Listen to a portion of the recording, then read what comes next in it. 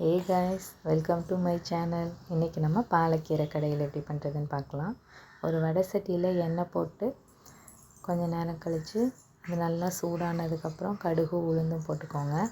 இது நல்லா பொரிஞ்சதுக்கப்புறம் காஞ்ச மிளகா, வெங்காயம், பாலக் நான் கட் பண்ணி வச்சுருக்கேன். காஞ்ச மிளகா போட்டு செவக்க விட்டுட்டு வெங்காயம் நல்லா வணங்க வேண்டாம், லைட்டாக பிங்கிஷாக ஆனால் போதும். நல்லா வணக்கிக்கோங்க. வணங்கினதுக்கப்புறம் கொஞ்சமாக பெருங்காயம் நான் போட்டுக்கிறேன். போட்டுட்டு இப்போ பாலக் கட் பண்ணி வச்சுருக்கோம்ல, அதை சேர்த்துக்கலாம். கீரை இவ்வளோவா அப்படின்னு இருக்கும், பட் ஆனால் வணங்கினதுக்கப்புறம் ரொம்ப கொஞ்சமாகிடும். எல்லாம் தெரிஞ்சது தானே. தண்ணி கொஞ்சமாக ஊற்றி வணக்கி விட்டுட்டு வேகட்டும். இப்போ கொஞ்சம் மஞ்சள்தூள், அப்புறம் சக்தி சாம்பார் பொடி போட்டுட்டு கொஞ்சமாக உப்பு போட்டு நல்லா வணக்கி விட்டுக்கோங்க.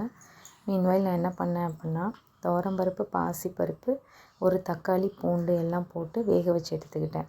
இதை நல்லா வணக்கி விட்டு கடைஞ்சி விட்டீங்க அப்படின்னா கீரை கடை ரெடி. 5 மினிட்ஸில் இது ரெடி ஆகிடும். தேங்க்ஸ் ஃபார் வாட்சிங்.